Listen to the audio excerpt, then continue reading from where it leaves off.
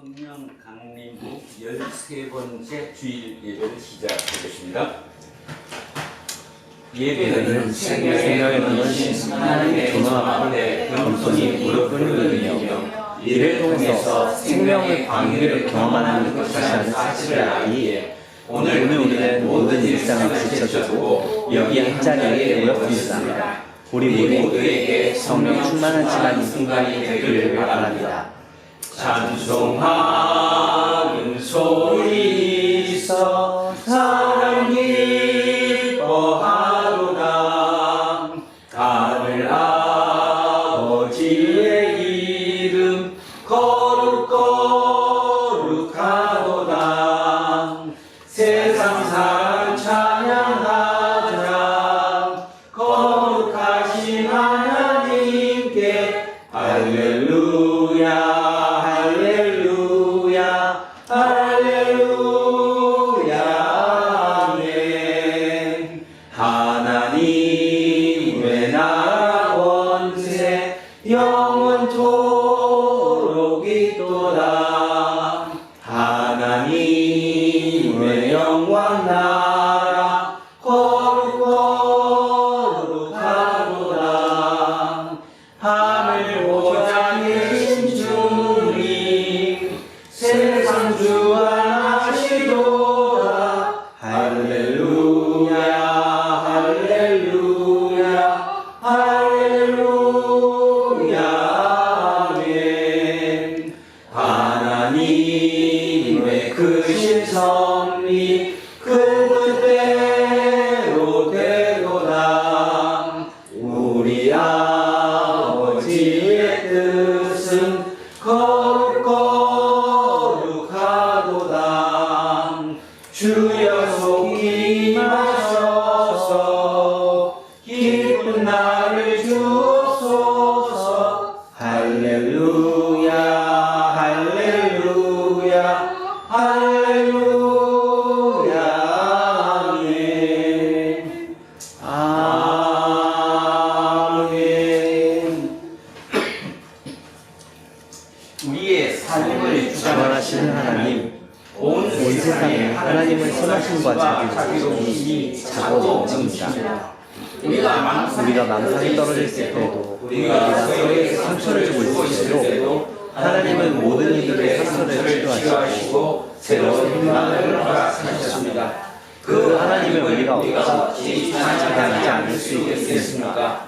하나님은 생명을 비추며 호흡이고 마음을 존재하게 하는 궁극적인 고대입니다. 하나님은 우리의 생각을 뛰어넘는 방식으로 만물을 완전하게 통치하십니다. 세상 곳곳에 하나님의 권능과 영광이 드러난다는 사실을 알고 있기에 우리가 하나님을 소리 높여 찬양하지 않을 수 없습니다. 십자가와 부활을 통해서 우리를 죄와 죽음에서 건져주셨으며 세상 마지막 때에 생명의 심판종을 다시 오실 우리 주 예수 그리스도의 이름으로 기도합니다. 아멘. 자비와 긍휼이 끝없으신 하나님, 우리를 불쌍히 여겨 주십시오. 하나님으로부터 생명을 선물로 받았는데도 불구하고 우리 자신이 생명의 주인인 것처럼 착각하며 살아갈 때가 많았습니다. 이것보다 더 큰 교만이 어디에 있겠습니까? 주님, 우리를 불쌍히 여겨주십시오. 우리는 혼자로서가 아니라 이 세상 안에 있는 모든 것들과의 관계를 통해서만 생존할 수 있는 피조물입니다. 오늘 우리는 독선에 빠져서 그 모든 것들과의 관계를 파괴하는 시대를 살아가고 있습니다. 우리를 불쌍히 여겨 주십시오. 예수 그리스도의 이름으로 기도합니다. 아멘. 기도합니다.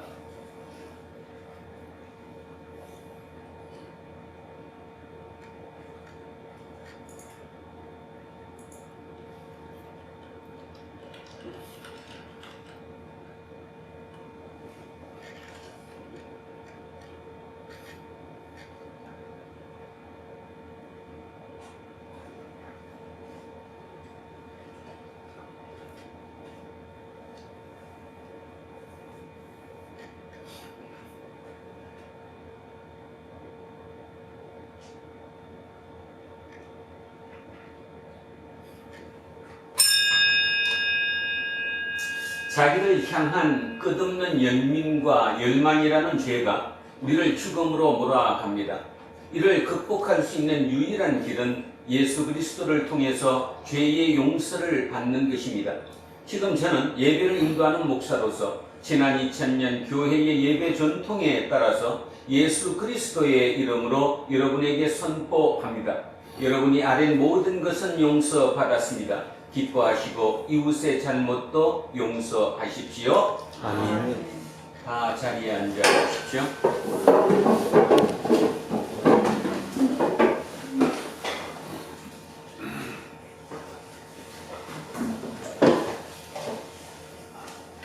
(183장) 찬송하겠습니다.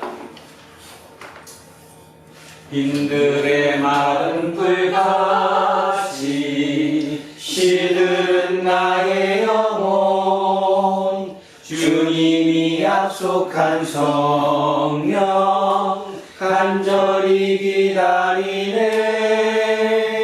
가물음의 마른 땅에 단비를 내리시듯 성령의 단비를 부어 새 생명 주옵소서. 반가운 빗소리 들려 산천이 춤을 추네. 봄비로 내리는 성령 내게도 주옵소서. 가물음의 마른 땅에 단비를 내리시듯 성령의 단비를 부어 새 생명 주옵소서. 절 따라 우로를 내려 초목이 무성하니 갈급한 내 심령 위에 성령을 부으소서. 가물음의 마른 땅에 단비를 내리시듯 성령의 단비를 부어 새 생명 주옵소서. 참되신 사랑의 언약 어길 수 있사오랴. 오늘의 흡족한 은혜 주실 줄 믿습니다. 가물음의 마른 땅에 단비를 내리시듯 성령의 단비를 부어 새 생명 주옵소서. 아멘. 항상 기뻐하라. 쉬지 말고 기도하라. 범사에 감사하라. 이는 그리스도 예수 안에서 너희를 향하신 하나님의 뜻입니다. 살아계신 하나님 감사합니다. 지난 한 주간도 우리를 각자의 삶의 현장에서 눈동자와 같이 지켜주시고 예정하신 복된 날을 맞아 하나님을 찾고 경배하게 하시니 감사드립니다. 하나님, 승살같이 흐르는 이 우주의 시간 속에서 우리 각자는 자신의 처한 상황과 역할도 변해감을 발견합니다. 혹은 가족의 생계를 책임지고 있으며 혹은 타인의 복지와 생계도 함께 책임지게 되며 혹은 독립된 개척에서 자주하고 자립해야 하는 상황에 처하기도 하며 때로는 전혀 뜻하지 않은 역할을 감당하게 되기도 합니다. 자신들이 맡은 상황과 역할에 대해 답답함이 밀려올 때가 있을 것입니다. 회의가 들 때도 있을 것이며 포기하고 편안한 길을 찾고 싶을 때도 있을 것입니다. 그럴 때마다 우리와 함께 하시는 하나님의 음성을 듣도록 도와주시기를 기도드립니다. 하나님의 선하시고 인자하신 뜻이 어디에 있는지 항상 물을 수 있게 하시고 성령님의 도움으로 하나님의 뜻을 따를 것을 선택할 수 있도록 도와주옵소서. 그래야 시대의 조류에 흔들리지 않으며 자기에게 주어진 길을 받아들이고 항상 기뻐하고 감사하는 넉넉한 순례길이 되게 축복하옵소서. 이 시간 우리를 온전히 비우며 하나님의 말씀을 듣겠습니다. 땅 위에 세우신 목사님의 건강을 지키시고 계시의 영이 언제나 함께 하셔서 말씀을 듣는 자와 전하는 자 모두에게 능력과 기쁨, 큰 덕이 되게 하옵소서. 아멘. 우리들 각자의 삶에 찾아온 난제들, 도전과 목표, 생각과 소망의 미를 아버지이신 하나님께 의지합니다. 모든 것이 완벽하여 선을 이루게 하옵소서. 이 모든 말씀을 우리 주 예수 그리스도의 이름으로 기도드립니다. 아멘. 인사하겠습니다. 조금 수문해보고 삽시다. 수문해보고 삽시다. 하나님 사랑합니다. 하나님 사랑합니다. 이문수님을 사랑합니다. 이문수님을 사랑합니다. 김재우님을 사랑합니다. 김재훈님을 사랑합니다. 이영옥님을 사랑합니다. 이영옥님을 사랑합니다. 이으뜸님을 사랑합니다. 이어뜸님을 사랑합니다. 이영미님을 사랑합니다. 이영민님을 사랑합니다. 윤정숙님을 사랑합니다. 윤정수님을 사랑합니다. 이연승님을 사랑합니다. 이연승님을 사랑합니다. 안병관님을 사랑합니다. 안병관님을 사랑합니다. 천요셉님을 사랑합니다. 천요셉님을 사랑합니다. 이동영님을 사랑합니다. 이동영님을 사랑합니다. 이정근님을 사랑합니다. 이정근님을 사랑합니다. 목사님을 사랑합니다. 목사님을 사랑합니다. 우리 이한빈님을 사랑합니다. 함께하지 못한 우리 모든 성도님들을 사랑합니다. 기도하겠습니다. 말씀으로 세상을 창조하셨으며 지금도 말씀을 통해서 우리를 찾아오시는 하나님, 우리는 지금 주님의 말씀에 귀를 기울입니다. 위선과 거짓의 영을 막아주시고 오직 진리의 영으로 우리의 영혼을 가득히 채워주십시오.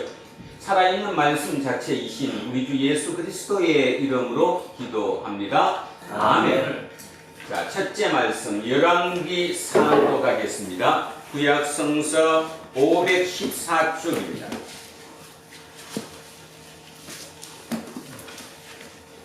구약성서 514쪽 열왕기상 3장 3절에서 14절까지 말씀입니다.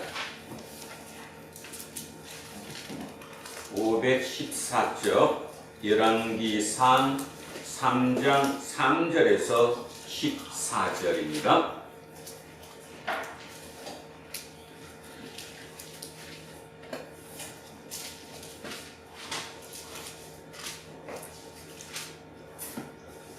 자, 3장 3절부터 찾으셨으면 한 목소리로 합독하십니다. 솔로몬이 여호와를 사랑하고 그의 아버지 다윗의 공로를 행하였으나 산당에서 제사하며 분향하라. 이에 왕이 제사하러 기브온으로 가니 그기는 상당히 큽니다. 솔로몬이 그 제단에 1,000 번제를 드렸더니 기브온에서 밤에 여호와께서 솔로몬의 눈에 나타나시니라. 하나님이 이르시되 내가 내게 무엇을 줄고 너는 보아라. 솔로몬이 이르되 주의 종 내 아버지 다윗이 성실과 공의와 정직한 마음으로 주와 함께 주 앞에서 행함으로 주께서 그에게 큰 은혜를 베푸셨고 주께서도 그를 위하여 이 큰 은혜를 항상 주사 오늘과 같이 그의 자리에 앉을 아들을 그에게 주셨나이다. 나의 하나님 여호와여, 주께서 종으로 종의 아버지 다윗을 대신하여 왕이 되게 하셨사오나 종은 작은 아이라 출입할 줄을 알지 못하고 주께서 택하신 백성 가운데 있나이다. 그들은 큰 백성이라 수요가 많아서 셀 수도 없고 기록할 수도 없사오니 누가 주의 이 많은 백성을 재판할 수 있사오니까 듣는 마음을 종에게 주사 주의 백성을 재판하여 선악을 분별하게 하옵소서. 솔로몬이 이것을 신고하매 그 말씀이 주의 마음에 든지라. 이에 하나님이 그에게 이르시되 내가 이것을 구하도다. 자기를 위하여 장수하기를 구하지 아니하며 부도 구하지 아니하며 자기 원수의 생명을 멸하기도 구하지 아니하고 오직 송사를 듣고 분별하는 지혜를 구하였으니 내가 내 말대로 하여 내게 지혜롭고 총명한 마음을 주노니 내 앞에도 너와 같은 자가 없었거니와 내 뒤에도 너와 같은 자가 일어남이 없으리라. 내가 구하지 아니한 부귀와 영광도 내게 주노니 내 평생의 왕들 중에 너와 같은 자가 없을 것이라. 내가 만일 내 아버지 다윗이 행한 같이 내 길로 행하며 내 법도와 명령을 지키면 내가 또 내 날을 길게 하리라. 아멘. 성시교도 시편 111편으로 가겠습니다. 886쪽입니다. 자, 뒤로 넘기셔서 886쪽 시편 111편 말씀입니다.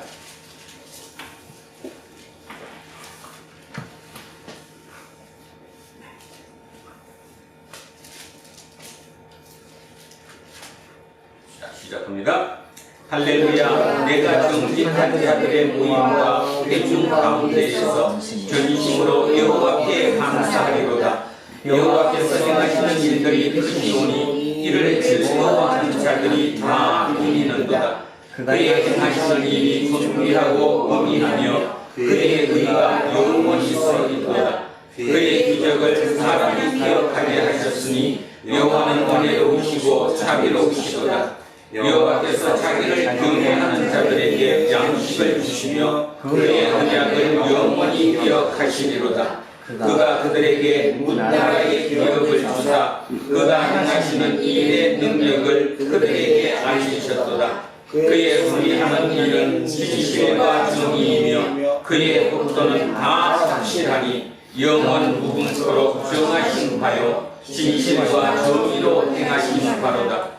여호와께서 그의 백성을 성량하시며 그의 언약을 영원히 세우셨으니 그의 이름이 거룩하고 지존하시도다. 여호와를 경외함이 지혜의 근본이라. 그의 계명을 지키는 자는 다 무궁한 지각을 가진 자이니 여호와를 찬양함이 영원히 계속되리로다. 아멘. 둘째 말씀 에베소서로 갑니다. 신약성서 315쪽입니다. 뒤로 넘기셔서 신약성서 315쪽 에베소서 5장 15절에서 20절까지 말씀입니다. 315쪽 에베소서 5장 15절에서 20절 찾으셨으면 시작합니다. 그런즉 너희가 어떻게 해야 할지를 자세히 주의하여 지혜에 없는 자같이 하지 말고 오직 지혜에 있는 자같이 하여 세월을 아끼라. 때가 악하니라. 그러므로 우리 속은 자가 되지 말고 오직 주의 뜻이 무엇인가 이해하라. 술 취하지 말라. 이는 방탕한 것이니 오직 성령으로 충만함을 받으라. 시와 찬송과 신령한 노래들도 서로 화답하며 너희의 마음으로 주께 노래하며 찬송하며 범사에 우리 예수 그리스도의 이름으로 항상 아버지 하나님께 감사하며 아멘. 셋째 말씀 요한복음으로 내려옵니다. 154쪽입니다.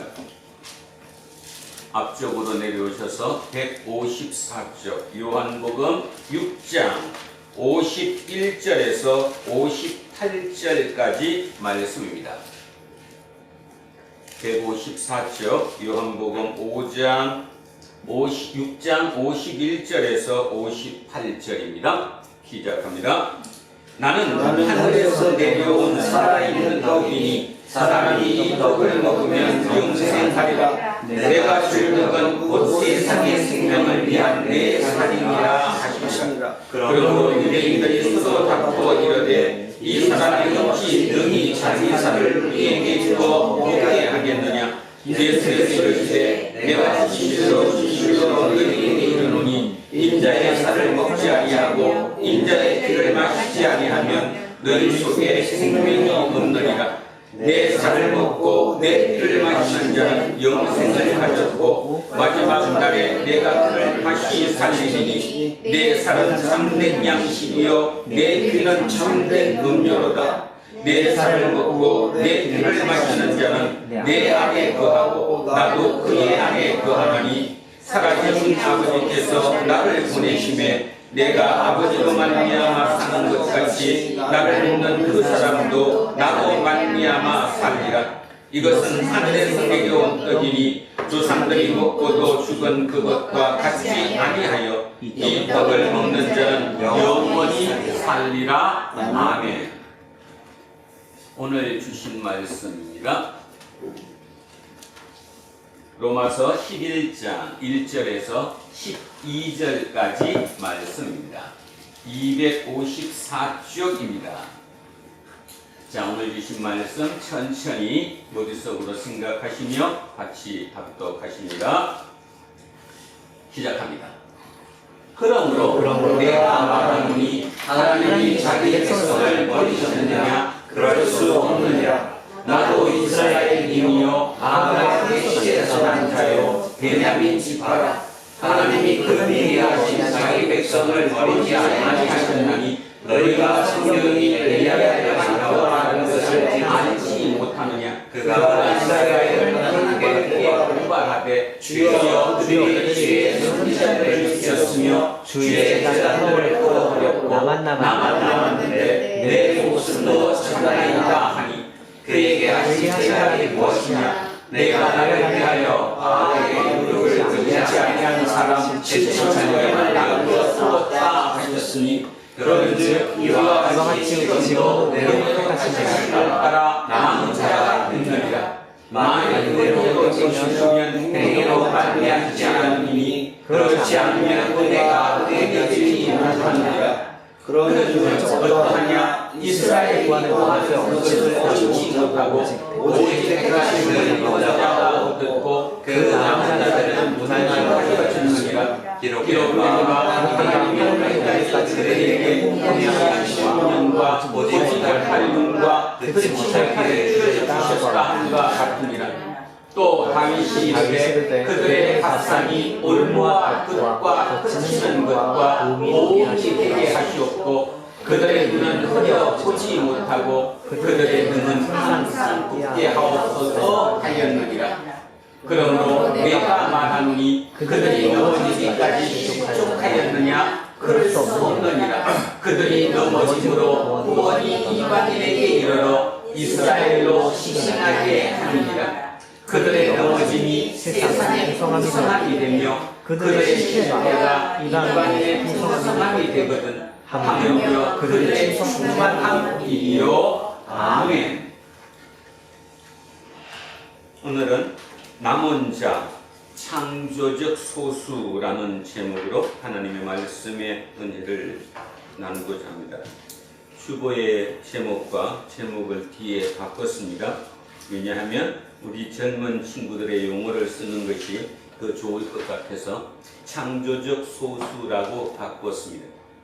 자, 남은 자, 창조적 소수다. 무슨 뜻일까? 자, 다시 2000년 전 로마 교회로 한번 돌아가 보겠습니다. 로마 교회 공동체에 주도권을 쥐고 있는 사람이 이방인일까요? 아니면 디아스포라 유대인일까요? 누가 주도권을 쥐고 있겠어요? 유대인. 자, 한 분만 더 생각해 보세요.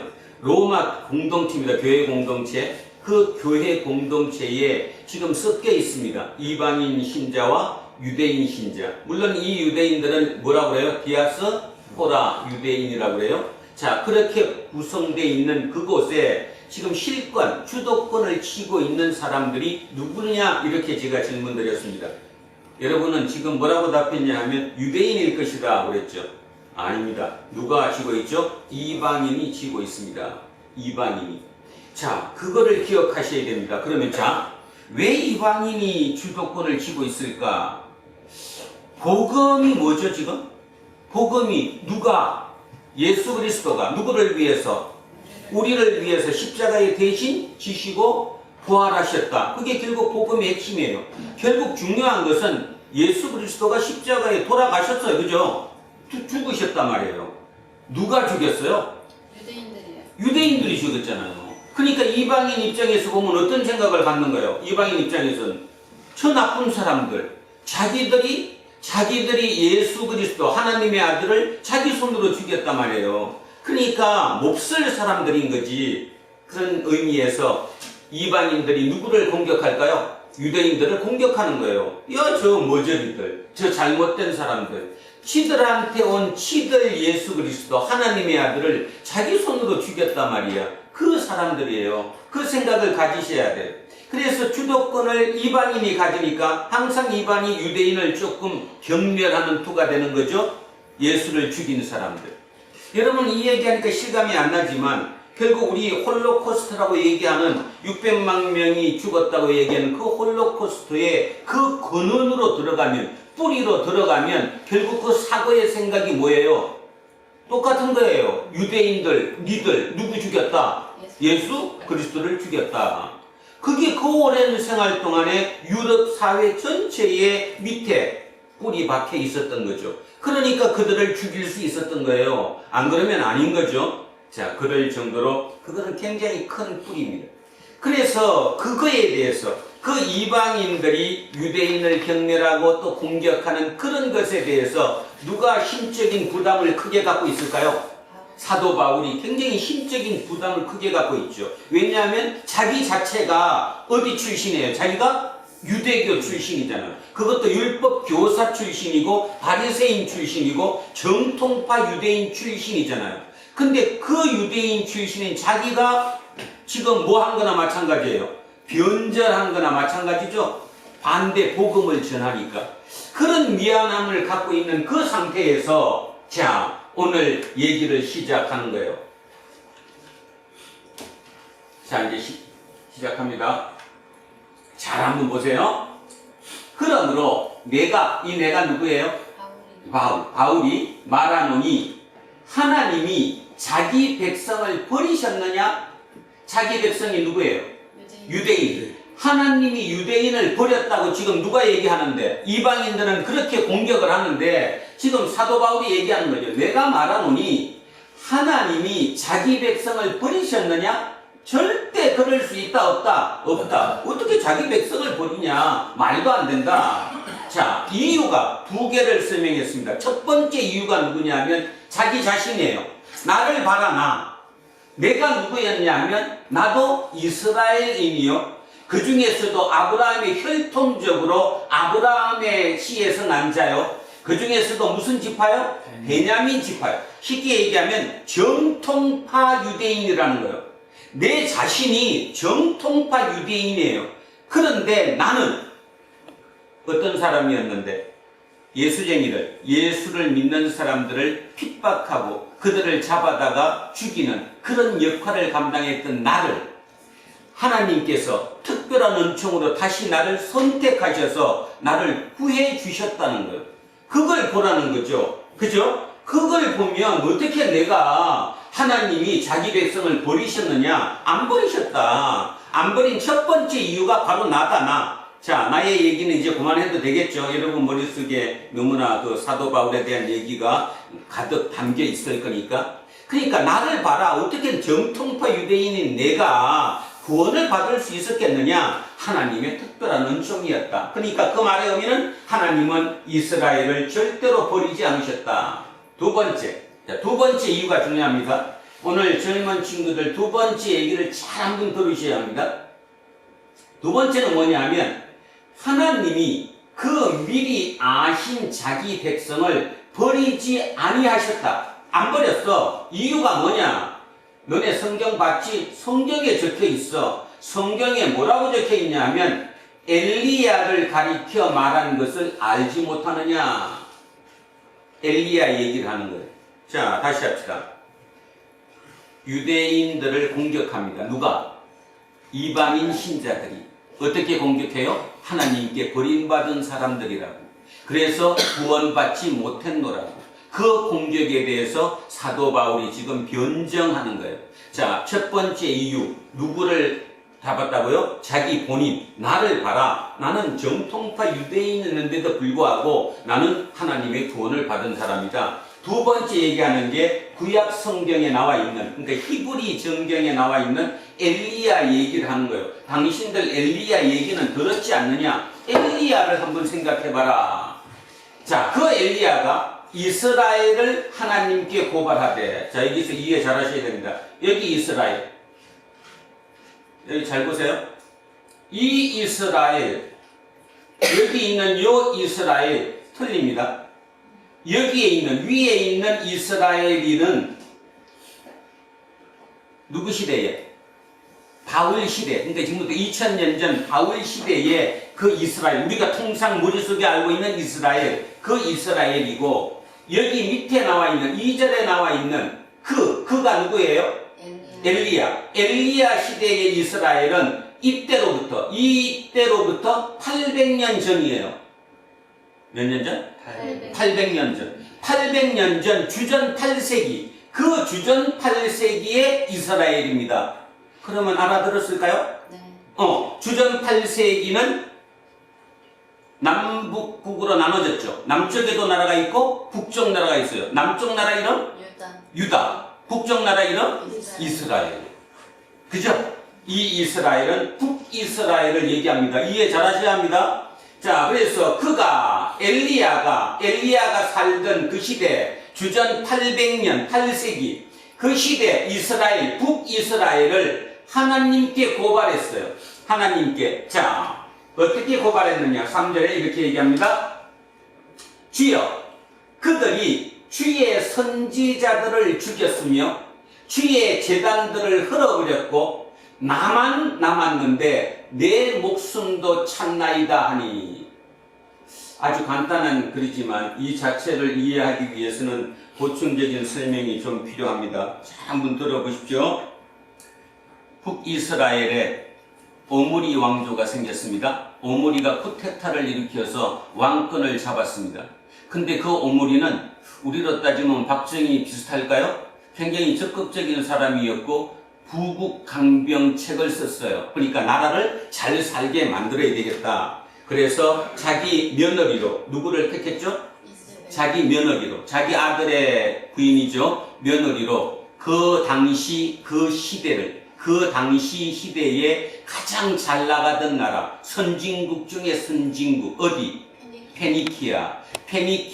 우리는 보통 성경에서 페니키아라고 부르지 않고 베니게라고도 부르고, 또는 그 베니게 내에 여러 나라가 있는데 작은 나라들이, 그 나라 중에 시돈, 수로 이렇게 들어봤죠? 그 시돈의 공주였던 누구를? 이세벨을 자기의 며느리로 맞아들였어요. 다른 말로 아합 왕의 부인으로 맞아들였던 거죠. 그 아들 이름이 아합이었는데 오므리는 그 아들에게 모든 걸 걸었어요. 그리고 아들은 진짜 아버지의 뜻에 복종해야 된다고 그러나 뜻에 합당하게 나라를 부국강병으로 영토를 가장 넓은 거로 경제적으로 아주 잘 살 수 있는 나라로 만들었다는 것입니다. 자, 그 왕 이름이 누구예요? 아합. 아합이 받아들인 그 신진 문물, 지금으로 따지면 우리나라가 여기까지 될 때 어디 문물을 많이 받아들였죠? 대한민국은 뭐 지금 세계 10대 강국에 들어간다 이런 얘기를 지금 해요. 지구별 역사에서 가장 짧은 시간 내에 선진국이 되었다. 결국 우리는 어디 문물을 받아들였잖아. 미국의 문물, 가장 크게 미국 문물 받아들였던 것처럼 똑같은 거예요. 똑같이 아합이 받아들였던 문물은 페니키아의 문물을 받아들였어요. 누구를 통해서? 이세벨을 통해서.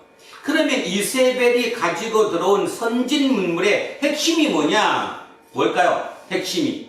우리는 지금은 핵심이 뭐 당연히 문물 그러면 뭐 어떤 실제적인 어떤 그죠? 그런 유물 뭐 이런 걸 얘기할지 몰라도 그 당시로 돌아가면 어떤 물질적인 것보다는 정신적인 게 가장 강하죠. 왜냐하면 모든 것이 믿음대로 살아가던 시대였으니까. 그래서 갖고 들어온 게 뭐예요? 바알이에요. 바알. 여러분은 너무 많이 바알을 들어서 뭐 당연하다고 느끼지만 바알이 뭐예요? 어떤 신이에요? 바알은? 풍요의 신이에요. 부의 신이에요. 풍성하게 뭐든지 성장하는 그 신이 바알이에요. 바알 선지자 450명을 데리고 들어왔어요. 수입했어요. 쉽게 얘기하면. 바알 선지자 450명. 그리고 바알의 아내가 있죠. 바알이 남자신이니까 여자신이 있어야 될까? 여자신. 그 여자신 이름이 아세라. 아세라 여신. 그죠? 그 아세라의 선지자들, 그 제사장들을 몇 명 갖고 왔냐면 400명. 도합 몇 명? 850명. 머릿속에 생각하셔야 됩니다. 제가 이렇게 자세히 설명하는 이유는 무조건 목사가 얘기해서 믿습니다. 아멘. 그래서 막 가슴이 벅찬한 게 아니라 냉정하게 알아들어야 돼. 그 말이 무슨 말이었는지. 그래야 내끼가 되는 거고 내 지금 삶에 적용할 수가 있는 거거든요. 자, 한번 가만히 생각해 보십시오. 나라가 부국강병책을 썼습니다. 잘 살기 위해서 선진문물을 받아들였습니다. 그 공주를 아내로 맞아들였고 그들의 문물 중에 가장 큰 사고인 바알 신앙과 아세라 신앙을 받아들였는데 그냥만 받아들인 게 아니라 선지자를 또한 850명을 모시고 들어왔어요. 그러면 그 원래 있던 종교는 쑥밭돼요, 안 돼요? 쑥밭되죠. 원래 종교가 뭐예요? 아니 지금 원래 종교가 뭐예요? 여호와 신을 그죠? 야훼 신을 믿는 거죠. 그러면 야훼 신을 믿는 신당부터 출발해 갖고 제사장들 다 싹쓸이 죽였어요, 안 죽였어요? 죽였다는 거예요. 다 죽인 거예요. 그 생각을 머리에 하셔야 돼요. 이게 뭔 말인지. 그러니까 사람을 죽였다 그러니까 안 나쁜 놈 이런 생각하지 마시고 그걸 현대로 따지면 뭘까를 생각해 보셔야죠. 지금 대한민국 똑같잖아요. 선진 문물이 들어왔습니다. 그 중에 대표적인 바알과 아세라가 들어왔어요. 성장이 무조건 최우선인 자본주의가 들어왔어요. 그냥 싹 끝나버린 거죠. 그냥 끝나버렸어요. 지금 여기 연세가 많으신 우리 장로님이나 권사님 어릴 때 한번 생각해 보세요. 얼마나 순수했어요. 순진했고요. 가난하긴 했지만 인간미가 있었잖아요. 근데 지금 가만히 우리를 손 얹고 한번 생각해 보세요. 인간미가 다 없어졌잖아요. 쑥밭 돼버린 거예요. 똑같은 거예요.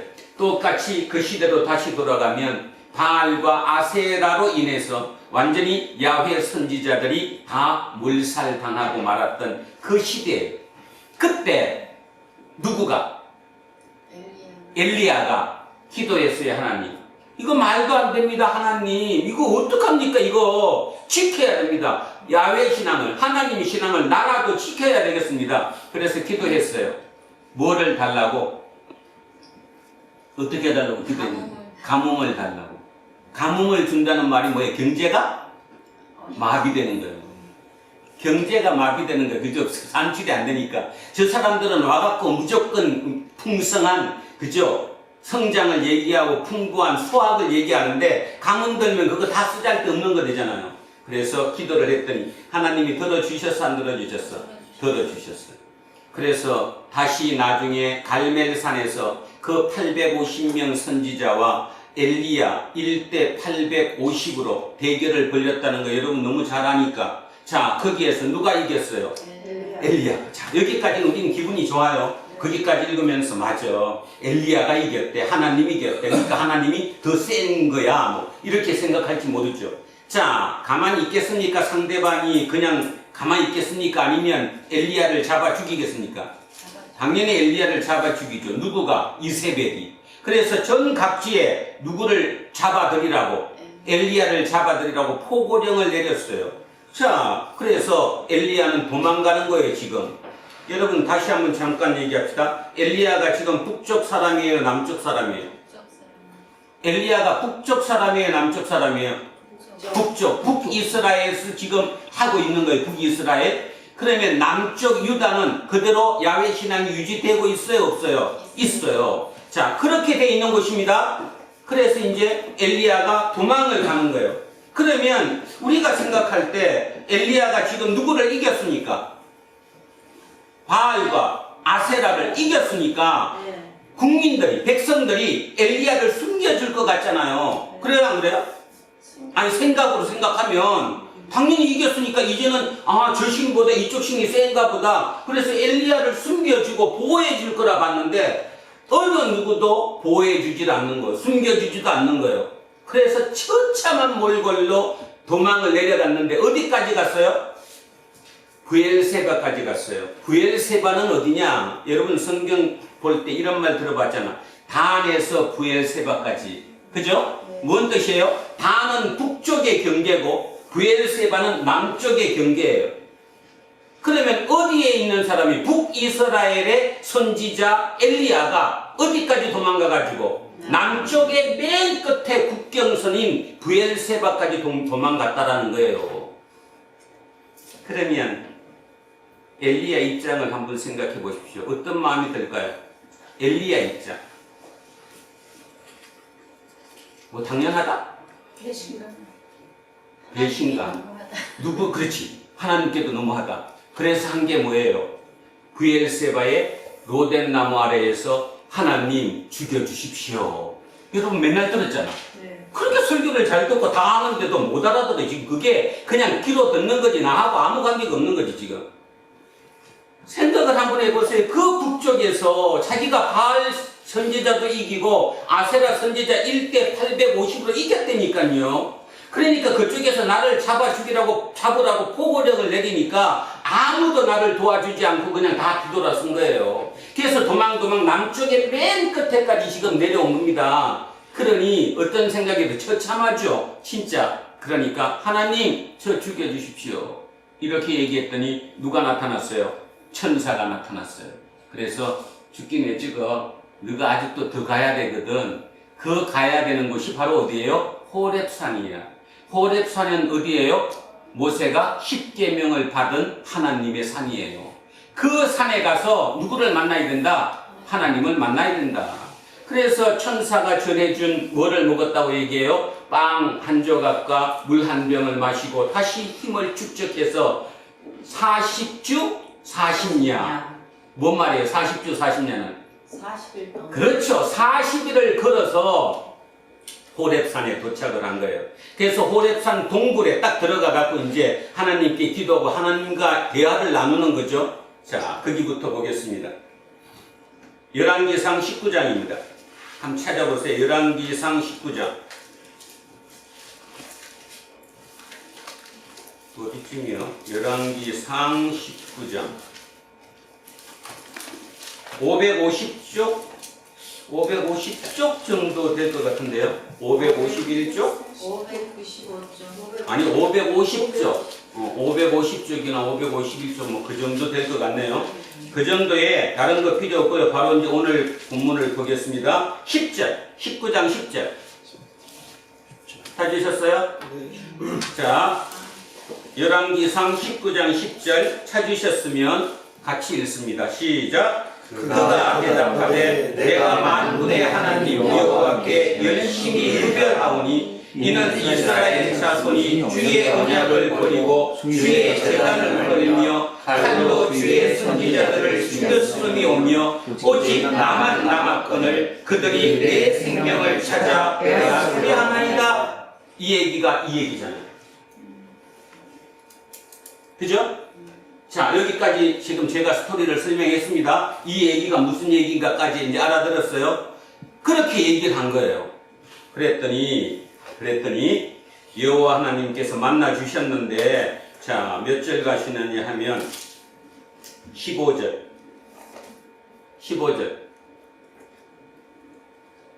찾으셨어요? 자, 15절 같이 읽습니다. 15절부터.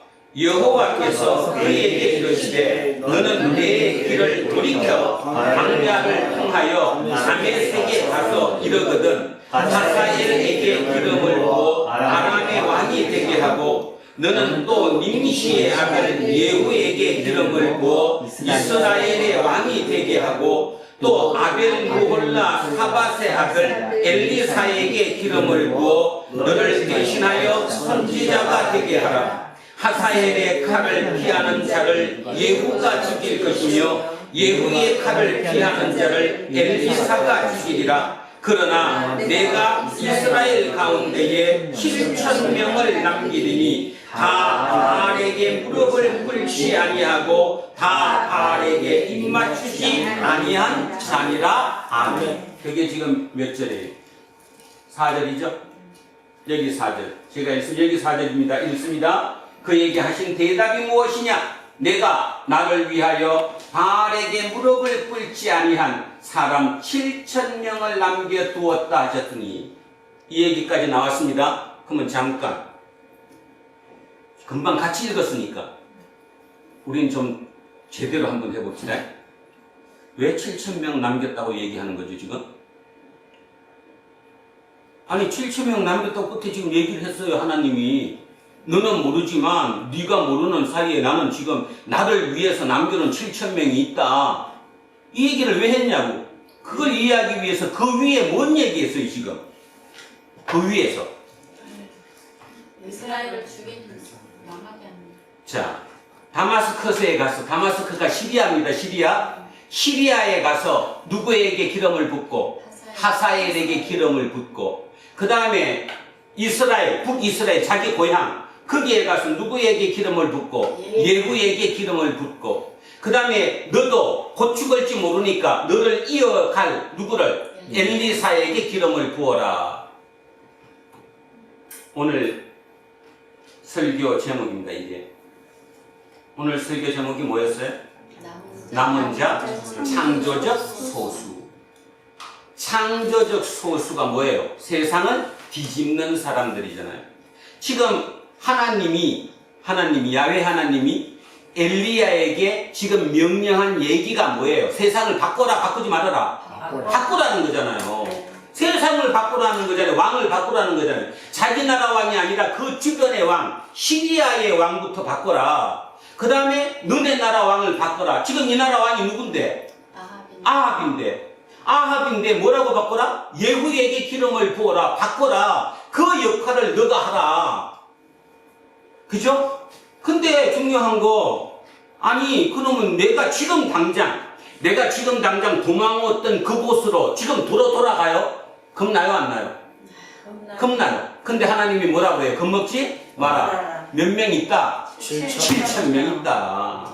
너는 지금 눈에 안 보이지만 내가 거기 예비형은 7,000명이 있으니까 두려워하지 말고 돌아가서 세상 뒤집어라. 이 얘기한 거예요.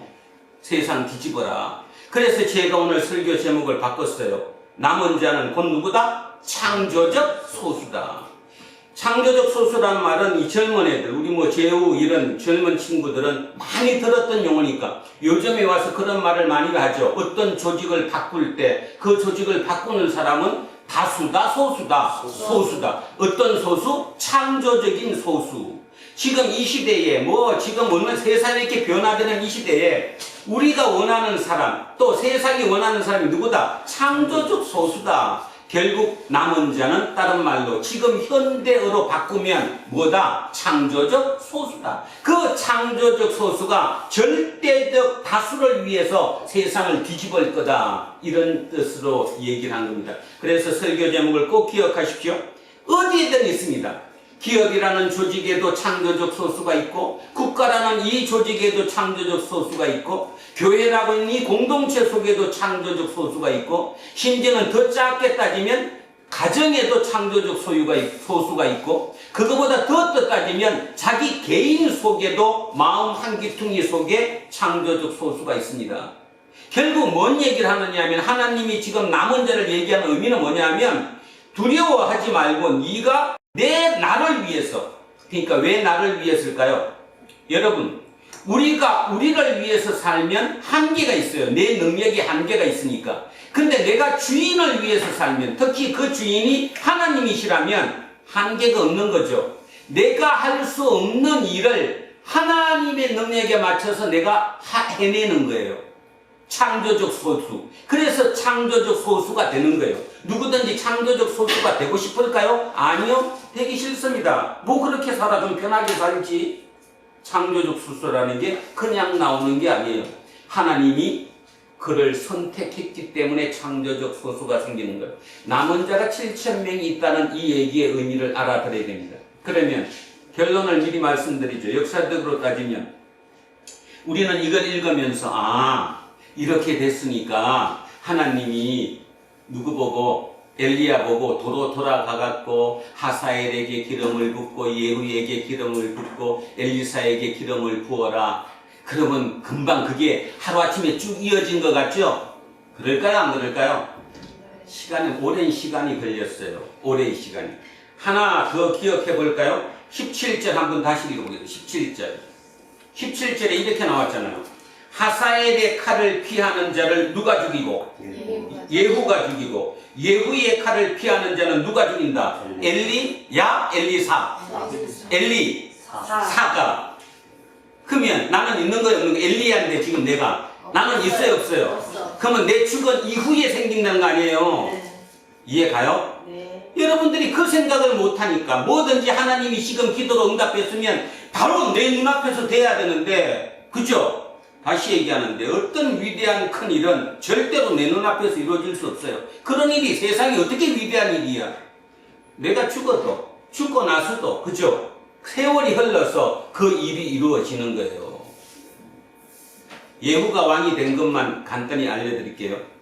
아합 죽고 난 뒤에 그 아들 아하시야가 왕이 되었어요.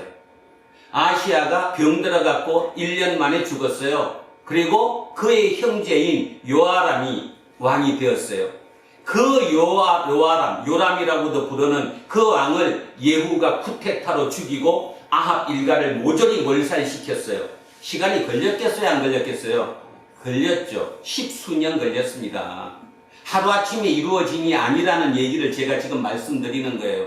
자, 그거 생각하면 사도 바울이 충분히 이해가 가죠? 사도 바울이 살아생전에 자기가 계획했던 모든 일이 이루어진 걸 봤어요? 못 봤어요? 못 봤어요. 그는 실패자였어요. 살아있는 동안에 실패자였다니까요. 말뿐인 뻥쟁이였을지도 몰라요. 다 이루어지지 않았어요. 그런데 죽고 난 다음에 자기 뜻대로 다 이루어졌어요? 안 이루어졌어요? 이루어졌어요. 하나님의 일은 하나님이 이루시는 거니까. 한빈이, 재우, 어떠미, 요한이, 요셉이, 제세, 송인이, 남현이, 이 젊은 친구들이 머릿속에 넣어야 되는 게 그걸 넣어야 되는 거예요. 근데 어떻게 넣느냐? 바로 지가 다 해야 돼. 바로 내 눈앞에서 뭔가를 다 이루는 거를 내 성취라고 생각하는 거예요. 하나님의 일은 그런 성취는 일어나지 않는다. 단지 내 역할만 감당하는 거다. 그 창조적 소수라는 그 마인드, 그 생각, 하나님이 주신 그 생각만 내가 강하게 가지고 있으면 그 일을 할 수 있다. 자, 그래서 결국은 이겼어요, 안 이겼어요? 이겼어요. 아까 얘기했잖아. 예후가 쿠데타를 일으켜서 완전히 이겼어요. 그러면 어떤 세상이 어떤 세상으로 바뀌었죠? 누가 지배하던 세상이, 바알과 아세라가 지배하던 세상이 누구의 세상으로? 야훼 신앙의 세상으로 바뀌었잖아요. 혁명이 일어나는 거잖아요. 그걸 보면서 저는 이 묵상하면서 그 생각했습니다. 대한민국이 위험하다고 얘기합니다. 실제로 그런 것 같습니다. 특히 사고적으로, 사상적으로, 이념적으로 굉장히 지금 문제가 심각한 것 같습니다. 그럼에도 불구하고 희망적인 이유는 뭐냐 하면 남은 자가 있기 때문입니다. 하나님께서 남은 자를 남겨놓으셨기 때문에 누군가의 그 마음 속에 창조적 소수로서의 그 마인드를 심어 놓으셨기 때문에 그들에 의해서 결코 망하지 않을 것이다. 그러면서 확신을 갖는 게 있잖아요. 세계 역사. 세계 역사를 따져보면 항상 저놈들 때문에 문제야. 저 젊은 애들이 철이 없어. 그죠? 수천 년 전부터 아리스토텔레스, 소크라테스 때부터도 이미 뭐라고 그랬어요? 젊은이들은 철이 있다 없다? 없다. 그냥 그죠? 그랬음에도 불구하고 세계 역사는 이까지 왔잖아요. 누구에 의해서? 창조적 소수에 의해서 항상 뒤집어져 왔다라는 거죠. 그 때문에 여기가 온 거예요. 그래서 그런 면으로 따지면 대한민국도 아직도 희망은 있다. 우리는 그 희망을 끈을 놓지 않아야 된다. 그래서 오늘 설교 듣는 젊은 친구들 마음속으로 하나님이 나를 그렇게 선택하셨네. 나를 창조적 소수로, 다른 말로 남은 자로 선택하셨네. 그러면 나는 남은 자로서 살아야지. 그 마음만 가지면 되는 거죠. 다른 게 지금 필요한 게 전혀 아니니까. 자, 바로 남은 자, 창조적 소수, 세상을 뒤집는 겁니다. 지금 대한민국 세상은 아합 왕 때보다 더 바알과 아세라가 강합니다. 뭐 얘기 안 해도 제가 설명하지 않아도 여러분 스스로도 충분히 느낄 겁니다. 지금 우리는 모두 어디에 종속돼 있냐면 바알에 종속돼 있습니다. 아세라에 종속돼 있습니다. 그죠? 바꾸지를 못합니다. 거기에 어떻게 하면 편입할까? 어떻게 하면 저쪽에 내가 한 편이 될까에 모든 생각이 쏠려 있지.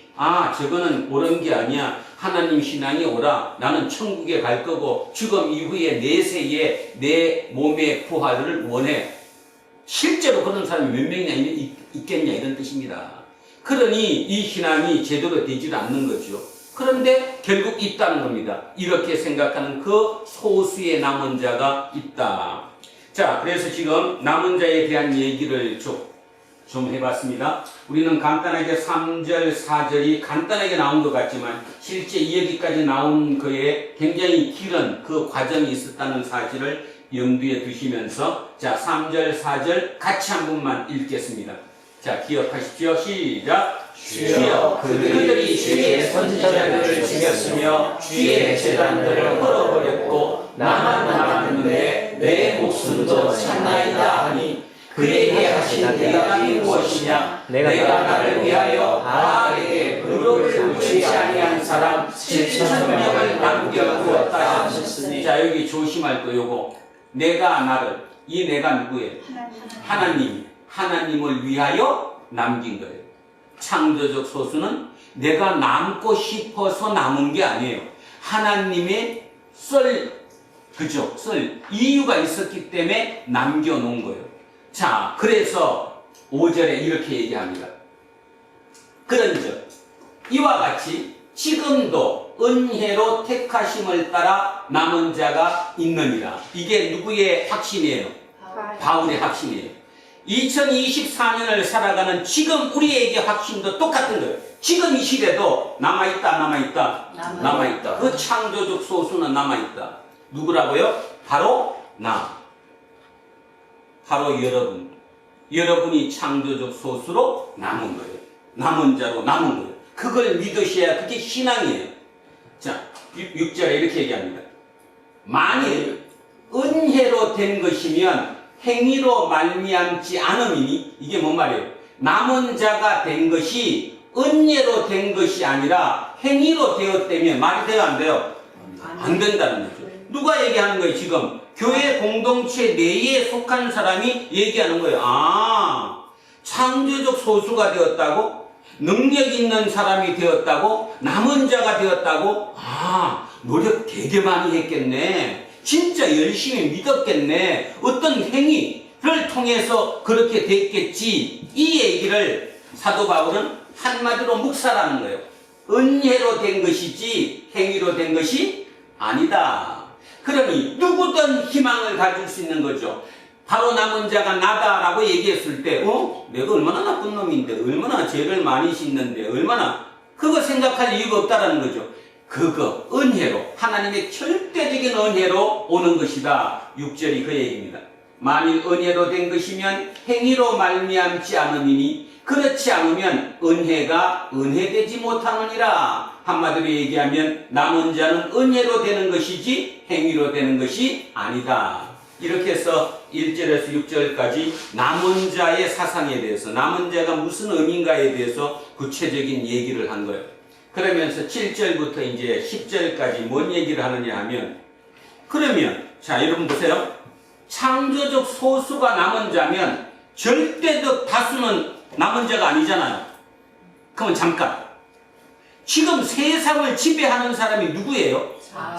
절대적 다수. 이 사람들은 누구를 쫓아가는 거예요? 지금 바알을 쫓고 아세라를 쫓아가는 그 속에 섞여 사는 절대적 다수. 이들은 도대체 누구냐는 거예요. 다른 말로 얘기하면 유대인들 중에 진짜 소수인 누군가는 하나님이 선택해서 남았는데, 남지 않은, 여기에 속하지 않은 이 절대적 다수는 왜 그렇게 되었느냐라고 질문하는 거예요. 왜 그렇게 됐어? 그럼 왜 모두가 다 구원받는 거지? 왜 소수만 그렇게 남은 자로 선택을 받고 나머지는 어떻게 되는 거야? 이 얘기를 물었더니, 자, 7절에 이렇게 얘기합니다. 그런즉 어떠하냐? 이스라엘이 구하는 그것을 얻지 못하고, 이스라엘이 구하는 게 뭐예요? 구원이에요. 한마디로 얘기하면. 다른 말로 뭐 조금 우리 쓰는 표현으로 바꾸면 하나님의 의예요, 의. 그 구하는 그것을 얻지 못했어요. 왜 못 얻었어요? 얻은 사람은 그럼 누구예요? 오직 택하심을 입은 자. 이 사람이 누구예요? 이 사람. 오직 택하심을 입은 자가 누구예요? 남은 자. 다른 말로 창조적 소수. 그러면 구하는 그것을 얻지 못한 사람은 누구예요? 절대적 다수. 그러면 세상적으로는 지금 누가 잘 살고 있어요? 절대적 다수. 세상적으로 지금 삶으로 따지면 누가 잘 살고 있냐고. 절대적 절대적 다수지. 그들은 지금 자기들이 잘못 살고 있다고 꿈에도 생각하지 않아요. 잘 살고 있어요. 그런데 바울은 이렇게 얘기하는 거예요. 오직 택하신 인자 얻었고 그 남은 자, 여기서 오해하면 돼. 이 남은 자가 누굴까요? 그 남은 자들은 우둔해졌대요. 우둔해졌다. 둔감해졌다. 손에 굳은 살이 박혔다. 이런 의미입니다. 손에 굳은 살이 박히면 어떻게 돼요? 감각이 없어져요. 그렇게 됐대요. 누구가? 그 남은 자들. 그러면 이 그 남은 자들이 앞에서 얘기했던 5절에 얘기하는 남은 자일까요? 아니면 그 반대쪽일까요? 반대쪽. 반대쪽이죠. 오해하면 안 되는 거예요. 그러니까 잘 읽어야 돼. 그죠? 자, 이 남은 자는 창조적 소수가 아니라 절대적 다수. 창조적 소수에 선택되지 못한 그들을 우둔해졌대요. 이 우둔해졌기 때문에 그들이 예수 그리스도를 복음을 받아들이지 못하고 있다 이 뜻이거든요. 그러면서 누가 얘기하느냐면 사도 바울이 얘기하는 거예요. 이렇게 우둔해진 이유가 뭐냐? 그거 기록된 바 성경에 기록돼 있다. 하나님이 오늘까지 그들에게 혼미한 심령과 보지 못할 눈과 듣지 못할 귀를 주셨다는 것 같다. 신명기하고 이사야서에 있는 글인데요. 이 글을 통해서 성경에도 적혀 있다. 그들이 그렇게 우둔해지고 감각이 무뎌지고 옳고 그름을 판단하지 못하고 오직 세상에 잘 먹고 잘 사는 거, 바알 신앙에 오직 매달려 사는 이유는 그들이 봐도 보지도 못하고 듣지도 못하는 심령이 혼미한 영을 가지고 있는, 성경에서 얘기했던 대로 지금 상태가 그렇다. 지금 상태가 이스라엘인의 상태가 그렇다. 사도 바울은 얘기하는 것. 자, 9절에 가면 또 한마디 더 합니다. 다윗이, 이번에는 이제 다윗 얘기합니다. 다윗이 이르되, 시편이거든요. 이거는 다윗이 시편에서 이렇게 얘기합니다. 그들의 밥상이 올무와 덫과 그치는 것과 봉이 되게 하시었고 그들의 눈은 흐려 보지 못하고 그들의 등은 항상 굳게 하옵소서 하고 기도했어요. 다윗이 자기의 적들에게, 자기를 적대적으로 대하는 다윗의 적에게 하나님이 함께 기도하는 거예요. 이게 하나님께 한 다윗이 기도거든요.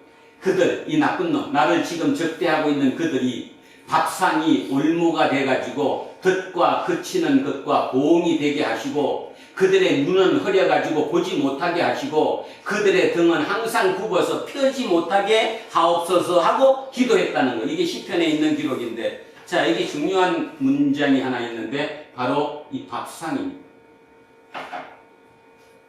밥상이 올무가 됐다.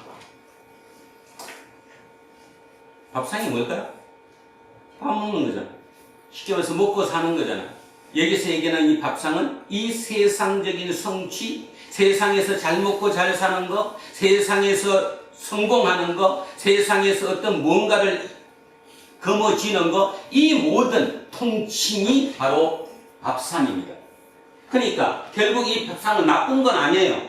인간은 당연히 밥상을 위해서 살아요. 안 그래요? 여러분이 열심히 막 속 타면서 일을 열심히 하는 이유는 밥상 때문이잖아. 잘 먹고 잘 살라고. 그런데 문제는, 자, 다윗의 기도의 문제 보세요. 그 밥상이 올무가 되게 해달래요. 그 밥상이 올무와 덫이 돼가지고 그것 때문에 망하게 해달래요. 그죠? 하나만 딱 보겠습니다. 성경 기록을 보면 조금 더 편하게 알 수 있을 것 같아서 마태복음 24장 한번 가보십시오. 마태복음 24장 42쪽 정도 될 것 같은데요. 42쪽, 43쪽, 42쪽 마태복음 24장 42쪽에 38절, 39절 이걸 보면 이 말의 의미가 바로 머릿속에 들어올 것 같아서 자, 같이 한번 읽습니다. 38절, 39절 같이 읽습니다. 시작. 홍수 전에 노아가 방주에 들어가던 날까지 사람들이 먹고 마시고 장가들고 시집가고 있으면서 홍수가 나서 그들을 다 멸하기까지 깨닫지 못하였으니 인자의 임함도 이와 같으리라. 그러면 밥상이 올무가 됐다는 말 이해가 좀 가시나요? 자기 스스로 알까요? 모를까요? 몰라요. 근데 아는 방법이 있어요. 오늘 지금 그게 우리의 핵심이니까. 밥상이 올무가 돼요. 예전에 30년, 40년 전에 우리가 삶이 참 어려웠을 때 쌀밥 먹는 게 우리의 소원이었을 때는 밥상이 풍부한 게 아니라 밥상이 가난했어요. 그 밥상이 가난할 때는 형제끼리는 뭐 밥 때문에 서로 더 먹으려고 한 숟가락이라도 더 먹으려고 계란 후라이 있으면 그건 내가 더 먹으려고 싸움을 했을지는 몰라도 부모 입장에서는 그래도 조금 더 그지 자식들 더 먹이려고 인정이 있었어요. 그리고 항상 기도했어요. 하나님께 감사합니다. 아니면 다음도 더 풍성한 열매를 주십시오. 자, 밥상 속에서도 누구와 함께 했어요? 하나님과 함께 했어요. 하나님 생각을 놓치질 않았어요. 근데 지금 어떻습니까? 지금 밥상 앞에 앉아서 하나님 생각합니까? 꿈 깨세요. 그러지, 그지? 어떻게 하면 너무 풍성하니까 뭐를 먹든 뭐 서로 더 먹으려고 하는 건 없어요. 어떻게 하면 덜 먹으려고 애쓰는 거지. 그런 밥상 공동체 앞에서 지금 우리는 뭐에 올무에 걸렸냐면 하나님 생각을 눈꼽만큼도 안 한다는 거예요. 이게 왜 문제가 되느냐 하면 우리는 영과 육으로 이루어져 있기 때문에 육을 위한 밥상이 당연히 중요하긴 하지만 영을 위한 말씀도 굉장히 중요하다는 거죠. 이거 하나를 놓쳐버리니까 문제가 생기는 거잖아요. 지금 청문회를 보면서 또 젊은 부잣집 자녀들을 보면서 뭘 느낍니까? 왜 마약에 취하고 왜 모든 삶에 그런 문제가 생깁니까? 무엇 때문에? 밥상이 풍부해서 올무에 걸려버렸습니다. 올무에. 이게 뭔 얘기냐 하면 다윗의 기도였다니까. 적에 대한 기도. 너 잘 먹고 잘 살아라. 근데 아마 그것 때문에 너 망할걸? 그 소리잖아요. 너 잘 먹고 잘 살아. 너 나한테 뒤통수 쳤지? 내 거 더 뺏어갔지? 좋아. 그럼 너 잘 먹고 잘 살아. 대신에 분명한 거 하나 알려줄게. 너 그 밥상 때문에 너 망해. 지금 대한민국이 이렇게 망해가고 있습니다. 밥상의 올무에 우리는 걸렸습니다. 그래서 밥상 속에서 그 생각합니다. 어떻게 하면 더 좋은 고기 먹지? 그렇게 하면 어떻게 돈을 더 벌지? 모든 것이 글로 귀착됩니다. 다른 거 없어요. 어떻게 하면 더 거기에.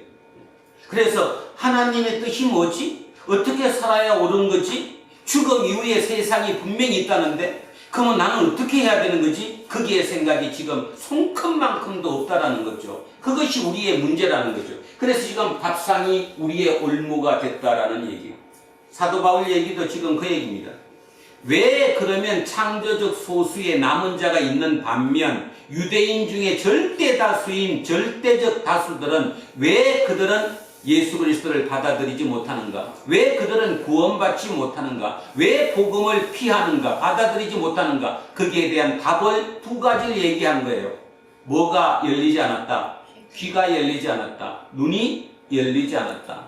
그 다음에 밥상이 올무가 되어버렸다.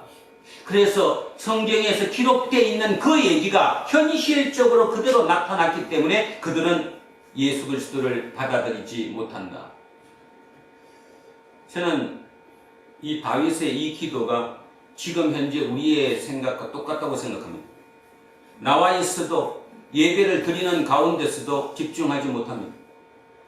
왜냐하면 밥상이 올무가 되어서 중요한 게 밥상이지 하나님이 아니라고 생각하니까. 그리고 하나님이 어떤 분이냐 하면 그 밥상을 풍성하게 해주는 분이 하나님이라고만 믿고 있으니까. 그것이 지금 우리 신앙의 문제 아닐까요? 기분 되게 나쁘시겠지만, 진짜 기분 나쁘시겠지만 냉정히 우리를 한번 돌아보자는 얘기입니다. 우리는 지금 거기에 걸렸습니다. 근데 우리가 다시 로마서를 보면서 어떤 생각을 가집니까? 사도 바울이 목숨을 거쳐서 자기가 전하고 있던 그 복음이 진짜 이 땅에 잘 먹고 잘 사는 밥상 때문이었습니까? 실제 그렇다고 생각하십니까? 그는 구원이었습니다. 영원한 생명을 얻게 되는 구원 때문에 자기의 목숨을 버렸습니다. 우리 또한 창조적 소수가 되는 게 왜 필요하느냐 하면 우리 또한 그것을 전해야 하기 때문입니다. 우리 또한 그렇게 살아야 하기 때문입니다. 우리는 영생 때문에 이 길을 가고 있는 것입니다. 하나님이 지금 이 땅에 필요하시다면 무엇 때문에 필요하시겠습니까? 우리가 필요한 이유가 돈 많이 벌게 해주려고?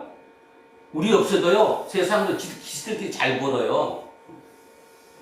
하나님이 절대적으로 필요한 것은 지금 구원입니다. 구원. 그 복음을 받아들이고 영원한 생명, 영생을 얻게 만드는 거예요. 근데 그 방법이 없다라는 거죠. 그래서 그런 생각 많이 해요. 어떻게 해야 되지? 말을 잘하면 될까? 도대체 어떻게 하면 그 사람의 마음을 움직일까? 그렇게 하다가도 돌아가면 결국은 그래서 하나님 뜻밖에 없다. 하나님이 개입하시면 성령이 임하시면 마음이 깨지는 것이지 누구의 말로 깨질 수 있는 건 아니다. 그럼에도 불구하고 답답한 건 마찬가지죠. 전하는 자로서는 그래 오늘 한 사람이라도 깨지고 받아들였으면 좋겠는데 그 마음의 영생을 진짜 담았으면 좋겠는데 그것만 담으면 진짜 밥상의 올무에 걸리지는 않는데 그렇다고 밥 먹지 말라 소리를 하는 것은 아니니까 오해하지 마시고 밥 먹지 말라 소리 하는 거 아니에요. 같이 하라는 거죠. 같이 하나님도 생각하시면서 이 밥을 주신 그 하나님께 감사하면서 그리고 이 밥을 함께 나눌 수 있는 그 모든 사람에게 하나님의 사랑을 전할 수 있으면서 그리고 하나님의 그 뜻을 위해서 내가 오늘 하루를 어떻게 살아야 될 것인가를 생각하면서 살아가라. 이것이 하나님께서 우리를 창조적 소수로 만든 답이라는 사실을 잊지 않는, 그러면서 오늘 얘기를 어떻게 들으셨는가 모르는데 이렇게 변화가 무쌍한 그리고 급변하는 이 시대에 진짜 중요한 얘기가 바로 오늘 얘기가 아니었을까 저는 그렇게 생각합니다.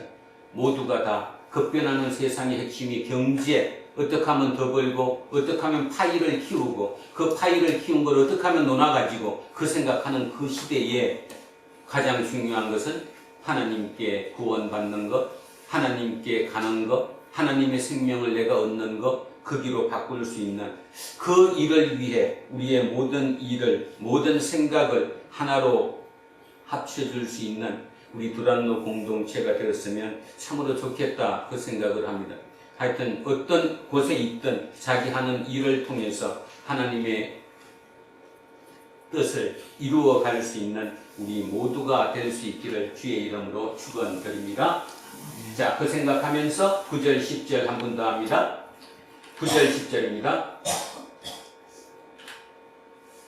시작. 또 다윗이 이르되 그들의 밥상이 올무와 덕과 거치는 것과 모험이 되게 하시옵고 그들의 눈은 흐려 보지 못하고 그들의 등은 항상 굽게 하옵소서 하였느니라. 이 다윗의 이 얘기 때문에 지금 이스라엘이 그렇다 이 얘기를 하고 있습니다.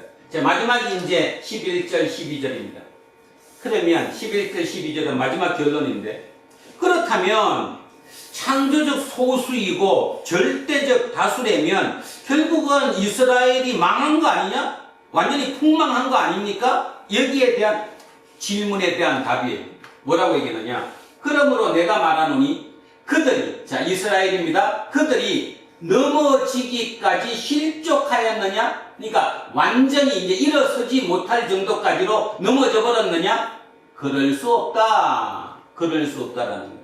자, 그들이 넘어짐으로 구원이 이방인에게로 이르러, 그죠? 그들이 뭐를 받아들이지 않았기 때문에, 복음을 받아들이지 않았기 때문에 복음이 어디로 넘어왔어요? 이방으로 넘어왔어요. 그래서 이방인에게 이르러 이스라엘로 시기나게 합니다. 질투나게 하기 위해서다. 그러니까 복음이 우리 건데 야훼 하나님이 우리의 하나님인데, 그죠? 그분의 그 복음이 이방에게 전해졌으니까 이스라엘 입장에서는 저러면 안 되는데 우리 하나님인데, 자 이렇게 시기하고 질투가 일어나게 하기 위해서다 이런 뜻입니다. 12절 그들의 넘어짐이 세상의 풍성함이 되며 그들의 실패가 이방인의 풍성함이 되거든. 자, 지금 현재 그렇게 된 거죠. 그들이 넘어지고 그들이 실패했기 때문에 그 복음이 이방으로 갔어요. 그래서 이방인에게 풍성함이 되었어요. 하물며 그들의 충만함이리요. 이게 뭔 말이냐면 그들 이스라엘이 바르게 받아들여서 이스라엘이 모두 복음을 받아들인다면 그 충만함이 어떨 것이냐, 지금 이 얘기를 하고 있는 거예요. 결국 사도 바울은 아직까지 희망을 버려요, 안 버려요? 안 버려요. 절대로 버리지 않는 거죠. 절대로 희망을 버리지 않고 우리는 아직도 끈을 가지고 있다, 안 가지고 있다? 있다. 희망의 불씨를 우리는 가지고 있다. 희망의 불씨가 누구냐 하면 남은 자다. 그 남은 자를 통해서 우리는 이어갈 거다. 자, 마지막을 이걸로 정리하겠습니다. 아까 남은 자의 엘리야가 다시 고국으로 돌아갔습니다. 하사엘에게 기름을 부었다고 얘기했고 예후에게 기름을 부었다고 얘기했습니다. 그런데 자기가 자기 당대에 그 모든 일을 이룰 수 없으니까 자기의 제자를 삼았어요. 누구한테? 엘리사. 자, 여기서 중요합니다. 엘리사가 한 일이 뭘까요? 엘리야가 엘리사를 택했어요. 너 이제 내 제자야. 왜 제자 삼았어요? 자기의 생각을, 자기의 가치관을, 자기의 이념을 전해주기 위해서죠. 이제 내가 못하고 죽으면 네가 대신 해야 돼. 엘리사는 뭐 했어요, 그럼? 그게 이제 오늘 마지막 답이 엘리사 선지학교 만들었어요. 선지학교라고 이제 선지자들 사람을 모아서 교육했다는 소리예요.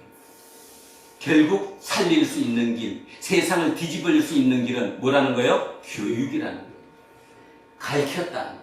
그래서 그 선지학교를 통해 결국 그 선지자들이 몇 명 중에 속하는 사람들이에요? 7,000명 중에 속하는 사람들. 그 7,000명을 어찌 보면 훈련시킨 것인지도 모른다는 거죠.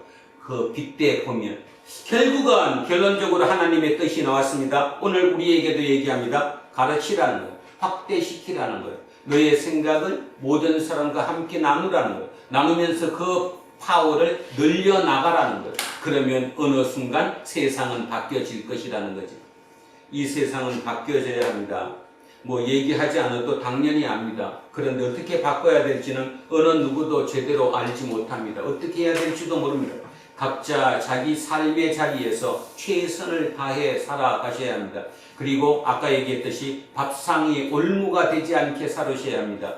아까 마태복음에서 얘기했던 노아의 방주 시간에 그 노아의 그 시대에 노아를 제외한 노아만 남은 자고 나머지 모든 사람들은 먹고 마시고 즐기고 시집가고 장가가고 그리고 잊어먹었다는 거잖아요. 세상 망한다는 생각을 갖지 못했다라는 거잖아요.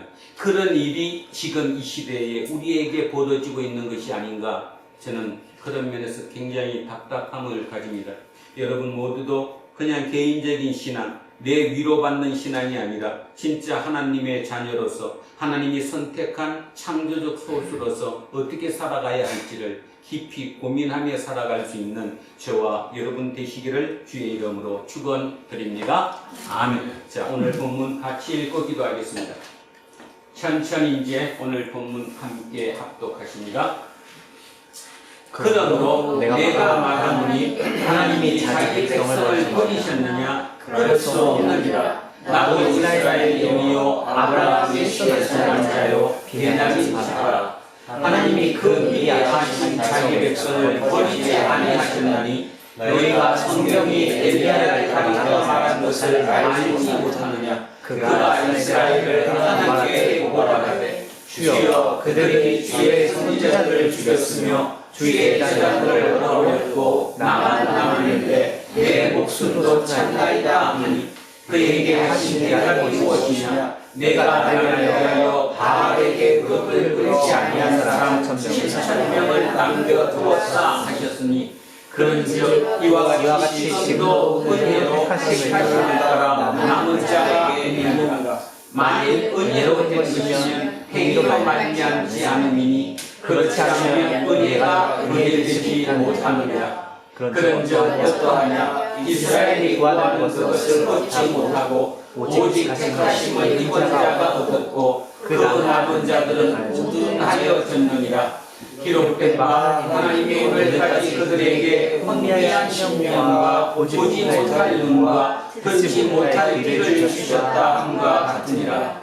또 다윗이 이르되 그들의 밥상이 울무와 덫과 거치는 것과 보온이 되게 하시옵고 그들의 눈을 흐려 보지 못하고 그들의 등은 항상 두게 하옵소서 하였느니라.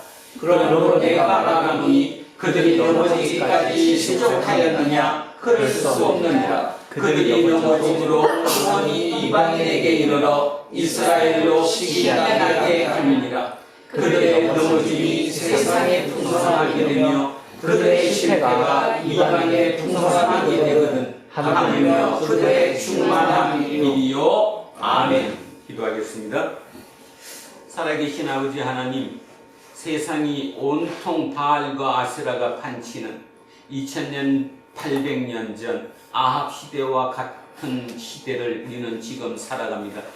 어떤 답이 필요할까? 하나님께서 오늘 우리에게 답을 주셨습니다. 그 답이 오직 하나님의 은혜로 말미암아 아직도 이 땅이 절대로 망하지 않을 것이라는 사실입니다. 왜냐하면 하나님께서는 그 시대에 7,000명의 남은 자를 남기셨듯이 지금 이 시대에도 또 그 7,000명의 남은 자를 남기실 것이기 때문입니다. 오늘 우리가 깨달아야 할 일은 그 남은 자 중에 한 사람이 바로 나임을 직시하고 내 이후에 이 땅의 삶을 어떻게 살아야 할 것인가에 대한 굳건한 믿음을 갖는 것, 그것이 우리의 목표, 우리의 다짐이 되어야 되지 않을까요? 하나님, 참으로 세상은 역사가 반복합니다. 반복된 그 역사 속에서 지혜를 얻고 통찰을 얻고 새로움을 얻어서 살아가는 그 모든 것이 인간인 줄 믿습니다. 우리 두란노 공동체 이렇게 이곳에 세우시고 우리를 통해 하나님의 당신의 귀한 자녀 삼으신 이유가 바로 이 뜻임을 깨닫게 하시어 이후의 모든 삶마다 넉넉히 세상을 이기며 풍성함으로 여유로움으로 살아갈 수 있는 우리 공동체 모든 식구들이 되게 하옵소서. 감사드리며 거룩하신 우리 주 예수 그리스도의 이름으로 기도합니다. 아멘. 찬송가 505장 찬송하겠습니다. 온 세상 위하여 나 복음 전하리. 만 백성 모두 나와서 주 말씀 들으라. 죄 중에 빠져서 헤매는 자들아, 주님의 음성 듣고서 너 구원받으라. 전하여 기도해 매일 증인 되리라. 세상 모든 사람 다 듣고 그 사랑 알고 온 세상 위하여 이 복음 전하리. 저 죄인 회개하고서 주 예수 믿으라. 이 세상 구하려 주 돌아가신 것 나 증거하지 않으면 그 사랑 모르리. 전하고 기도해 매일 증인 되리라. 세상 모든 사람 다 듣고 그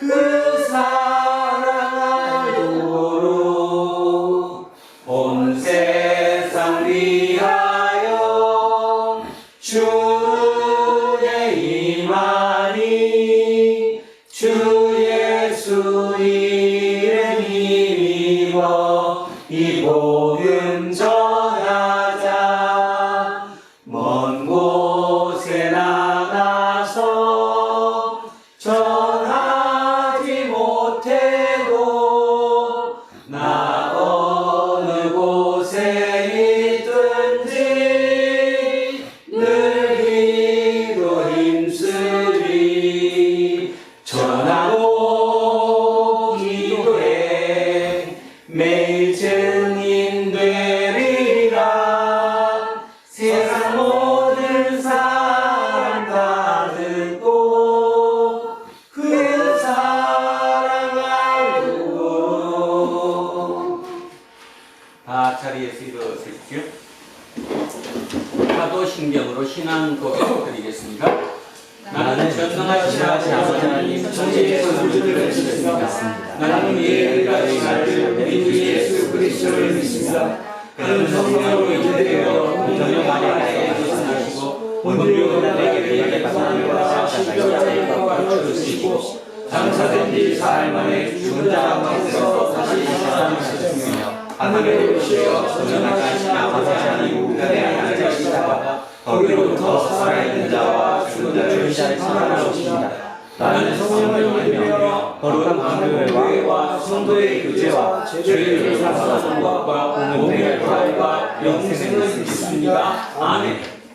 내게 있는 모든 것을 아낌없이 드리는 사랑하고 의지하며 주만 따라 살리라. 주께 드리네 주께 드리네 사랑하는 구주 앞에 모두 드리네. 사랑하는 주님께 모두 드립니다. 오늘은 특별히 마음에 있는 그 마음의 다짐, 또 내가 그리 되겠다는 다짐까지 함께 올려드립니다. 오늘 주님께서 우리에게 주신 말씀처럼 우리가 과연 남은 자인지를 돌아보게 하시고, 내가 지금까지 깨닫지 못하였더라면 지금 이 순간 내가 남은 자구나, 나를 구원하신 그분께서 당신의 귀한 뜻을 이루기 위해 나를 선택하셨구나 하는 그 마음, 그 다짐을 마음속에 깊이 새기며 이후의 모든 삶마다 남은 자로서 또 세상을 바꾸는 창조적 소수로서의 삶을 살아가겠노라고 다짐하는 그 다짐을 이 예물에 담아 함께 주님께 올려드립니다. 주님, 우리의 기쁨으로 우리 모든 것을 받아주시고 그로 말미암아 이후의 모든 시간마다 하나님과 협력하여 동력하는 우리의 모든 이 땅의 삶이 되게 하옵소서. 감사드리며 거룩하신 우리 주 예수 그리스도의 이름으로 기도합니다. 아멘. 우리는 세상이 읽고 있는 성경이다. 우리는 세상이 원하는 신학 고백이다. 우리는 세상이 관심 갖는 설교다. 하늘에 계신 아버지, 아버지의 이름을 거룩하게 하시며 아버지의 나라가 오라하시며 아버지의 뜻이 하늘에서 같이 땅에서도 이루어지게 하소서. 오늘 우리에게 일용할 양식을 주옵시고 우리가 우리에게 잘못한 사람의 용서해 주옵시고 우리 죄를 용서하여 주시고 우리를 시험에 빠지지 않게 하시고 악에서 벗어소서. 나라와 권능과 영광이 영원히 아버지의 아멘. 오늘 주신 말씀을 새 힘 얻어서 세상으로 나가서 살아갈 때에 나 혼자 힘으로 늘 부족하오니 주여 나를 도우사 승리하게 하소서. 아멘. 이제 성령 강림 후 13번째 주일 공동 예배가 끝났습니다. 각자의 일상으로 돌아가십시오. 그 일상에서 여러분은 세속의 영이 아니라 성령 충만한 사람으로 악을 악으로 갚지 않도록 최선을 다하십시오. 그것이 주님의 뜻을 성취하는 길이며 남은 자로서의 삶의 태도입니다. 이제는 우리 주 예수 그리스도의 은혜와 하나님 아버지의 영원 무궁하신 사랑과 성령님께서 우리의 길을 인도하심이 오늘 이곳에 고개 숙인 우리 모두에게와 우리의 자녀들과 가정 위에 일터와 사업체 위에 그리고 이 나라 이 민족 위에 이제로부터 영원토록 함께 하시기를 간절히 축원하옵나이다. 아멘.